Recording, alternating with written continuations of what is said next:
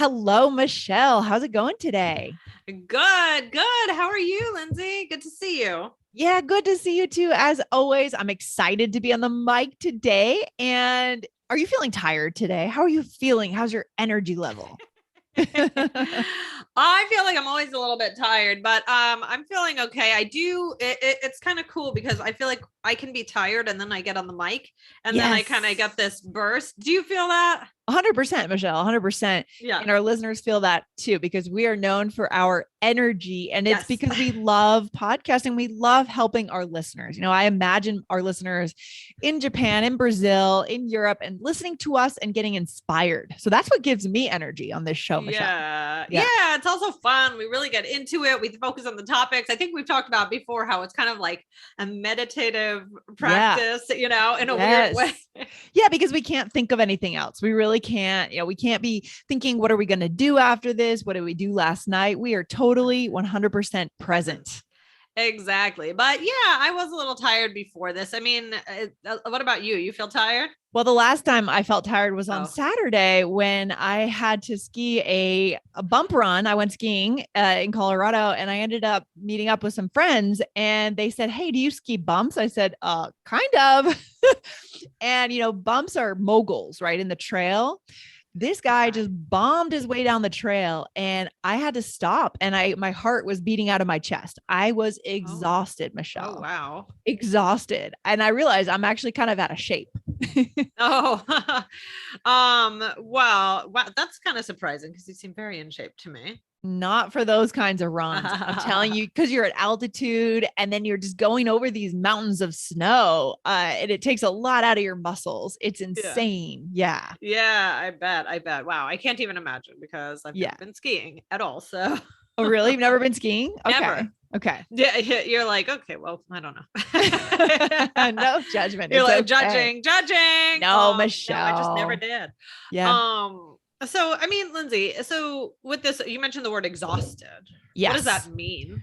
This is a great way to make it if you're not just a little bit tired, you're Yeah. extremely tired. This Yeah. is, guys, we want you to speak and be able to emphasize your true feelings, Right. right? Not just like kind of boring average feelings, but extreme feelings. Exhausted is great for that. Yeah. Exhausted is it's just extra tired, right? Extra tired. Yeah. And you can be tired from a day, right? Just for a day because of sleep, or maybe you're like kind of mentally exhausted. But you don't today we're going to talk about different fun ways to talk about being tired. Guys, where don't fall asleep during this episode, we promise. No. It's only the words are about being tired, not Right. not the way we're going to talk about them. Exactly, Michelle. So no, Exactly. don't worry. We're not going to take a nap on the episode. But it's good to have a variety of words to describe how you're feeling. So we're going to give you some of those now. These are really good ones for talking about exhaustion. Okay. Exhaustion. And it's important to know that these are good for not just physical exhaustion, right, Michelle? So I can imagine the situation where I go to a conference. I'm Mhm. not going to be physically exhausted at the end of the day, but I'm going to be totally mentally exhausted because of all the Right. stimuli, right? That's been coming Right. at me all day, talking to people, going to Right. sessions. Oh, that is exhausting. Yeah, like I could go run a mile and I'd be okay, but mentally I'm exhausted, right?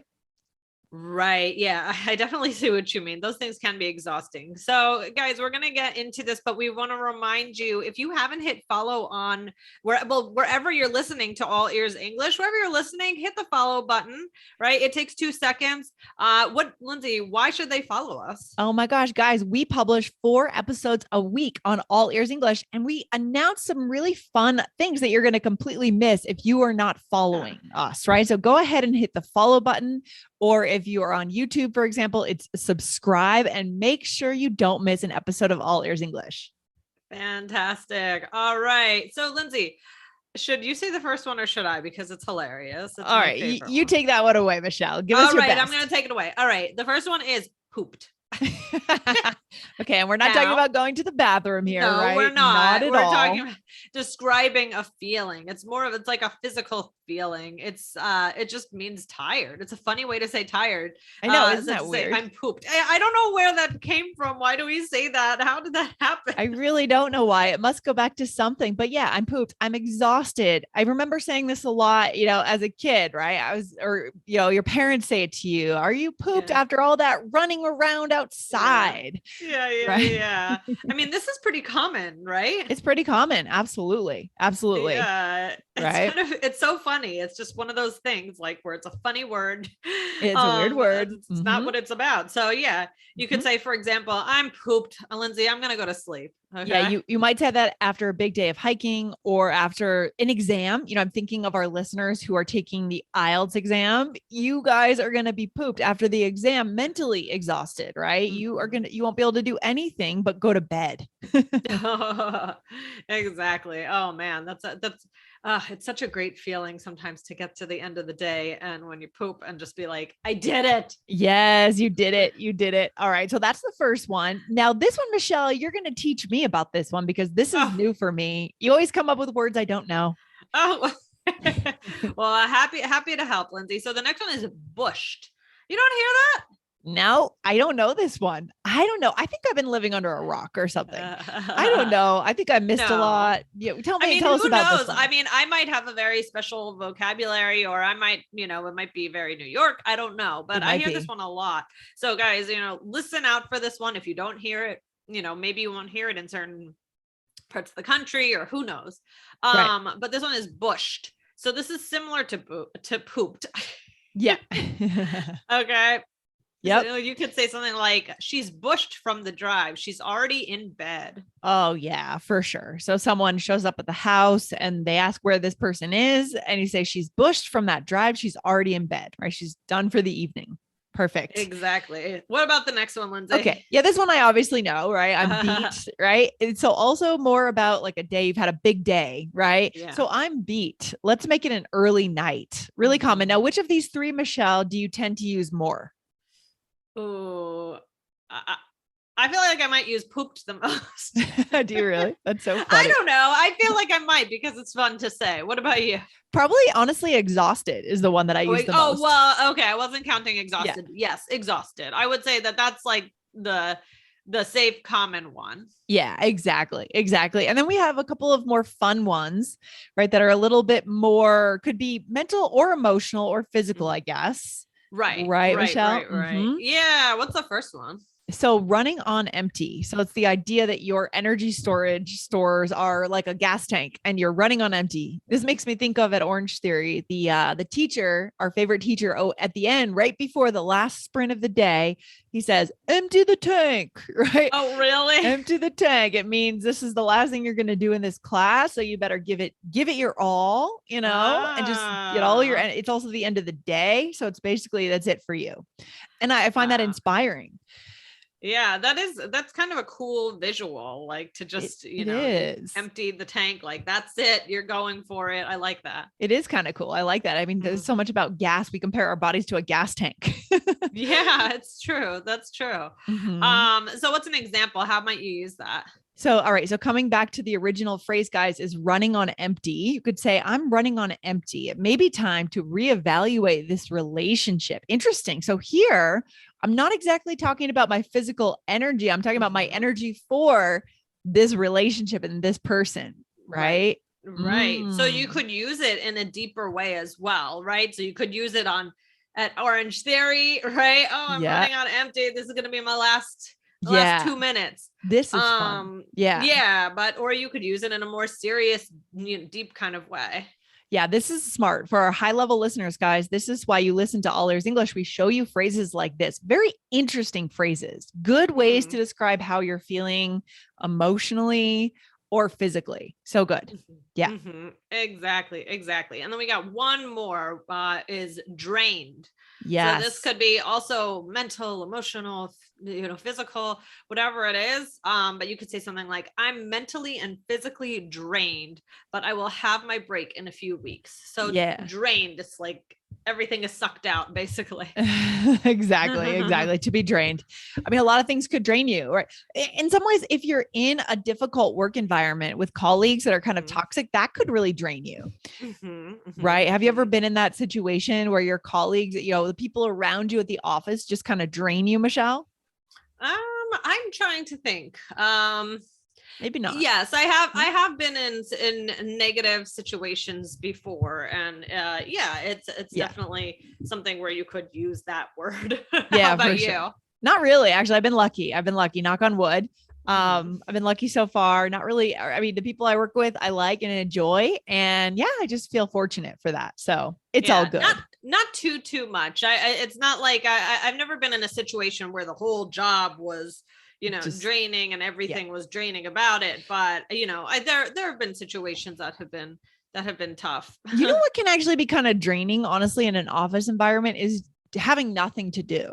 Not knowing what to do or having nothing to do. I remember I had an internship the summer after my graduate program in Mass, and I didn't really have much to do. And I sat there in front of my computer and I was constantly worrying, should I be doing something? Am I supposed to invent a project? And all day, 9 to 5, the days felt so long. Oh my God. And I said to myself, I'm not going to work for anyone ever again. This is it. I'm done. Yeah. I remember, I mean, I don't think that makes me think of, we never did an episode on temping, did we? I've talked about my experiences, but I don't think we do that. Well, next time, Michelle, I'm going to plan that one, but yeah, like when I did temping and a lot of the tasks are like very tedious and there was a lot of like data entry. And honestly, I remember sitting there with tears in my eyes. And because it was so like draining in that kind of way, like not using my strengths, not, so yes. I feel fortunate that I was able to get out of that. I mean, that is something to think about, right? That's why in our business course, we interviewed Alyssa, the expert in Strengths Finder, and we've done Strengths Finder as a team. We've identified all of our strengths, our top 4, top 5, because if you're not working in your strengths, you do actually get drained. Don't you, Michelle? Oh yeah, for sure.